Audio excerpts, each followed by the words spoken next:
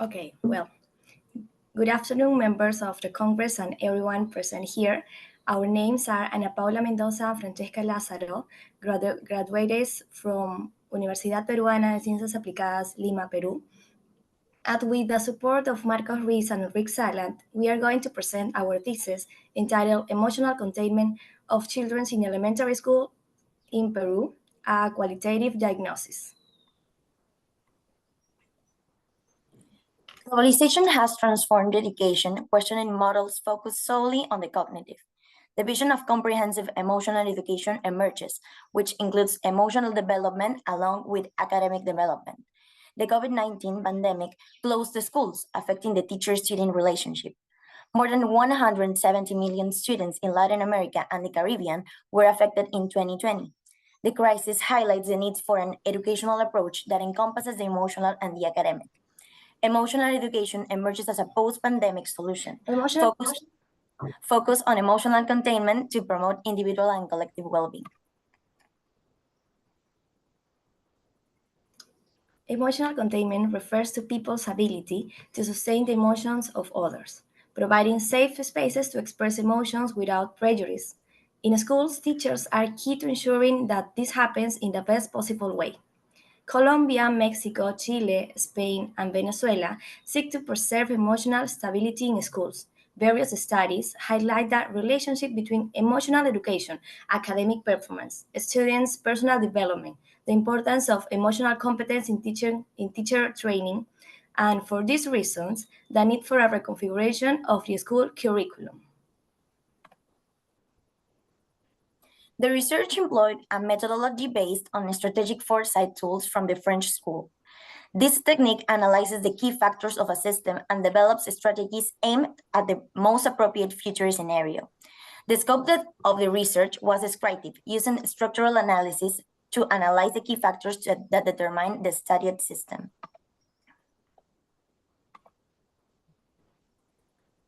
Well, the methodological design consisted of 4 consequences phases.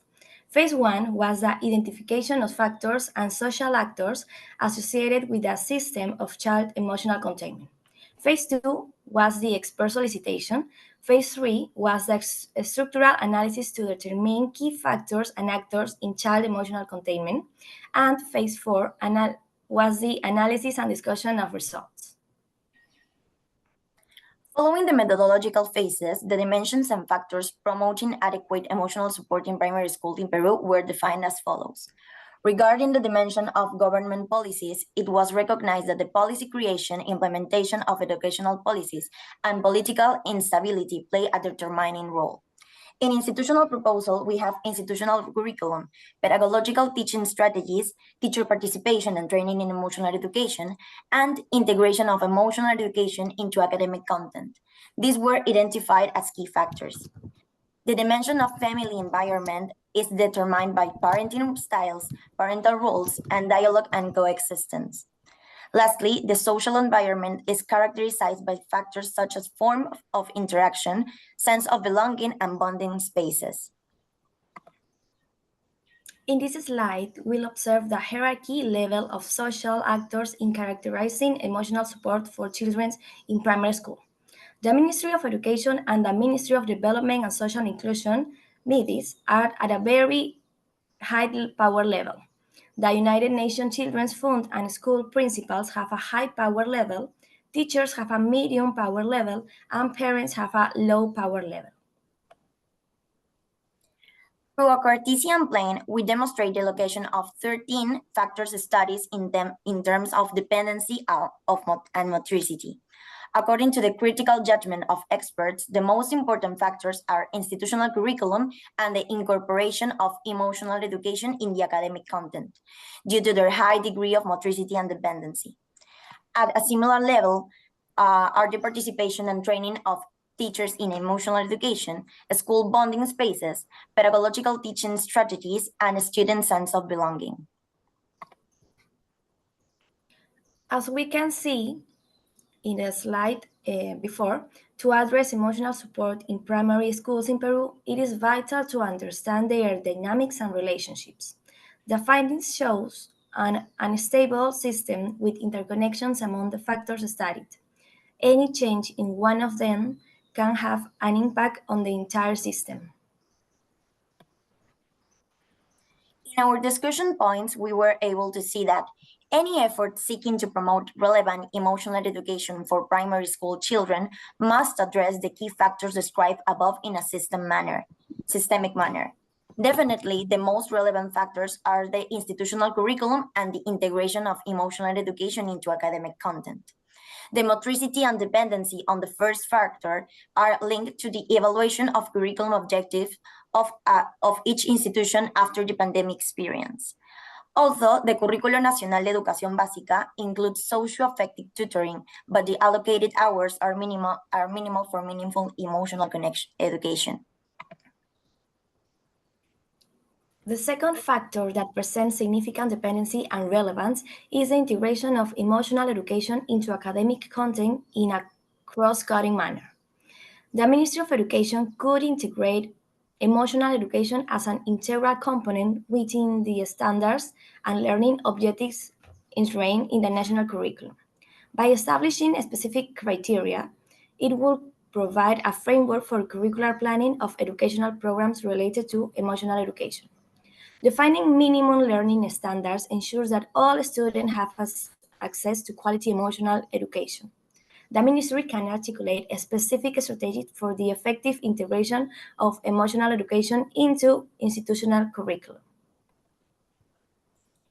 Teacher participation and training in emotional education also exhibits a high level of dependency, but lower than the previously mentioned factors. According to Pacheco Salazar, teachers with knowledge and interest in emotional education promote collaborative work and good classroom dynamics. Furthermore, authors as Basurto and Farias highlight the relationship between emotional education, educational quality, and performance. It is necessary for teachers to possess emotional regulation skills, as well as a solid training in emotional education that allows them to understand different emotional needs. They should be provided with access to resources and institutional support for the implementation of programs and activities related to emotional education.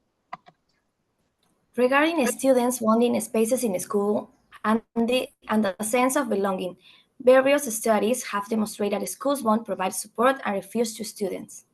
About pedagogical teaching strategies, the significant influence and dependency are evident, as teachers recognize the need to adapt teaching practices and approaches to address emotional needs after confinement. Finally, the political instability of the country exhibits higher motoricity and lower dependency for the studied system, as political instability in countries like Peru hinders the realization of educational proposals and affects the quality of services. This instability impacts the lack of progress in pending educational curricular areas such as emotional education. Finally, we have reached 6 conclusions. First, the evidence gathered allowed characterizing the key factors that shape the system of emotional support for children in primary schools. Second, the research highlights focusing attention on the institutional curriculum and the integration of emotional education into academic content. Third, the emotional community plays a significant role. Therefore, their action should aim to enhance emotional competencies for students' development in today's world. Fourth, this characterization of emotional support for children in primary schools provides foundational information for developing a strategic plan to prepare schools to address emotional education in childhood. Fifth, it is relevant to gather information on students in the region and their emotional development in a post-pandemic context. And sixth, identifying these key factors enables schools to guide themselves toward meeting the needs of a new generation and ensuring environments oriented toward emotional support. Thank you for your attention.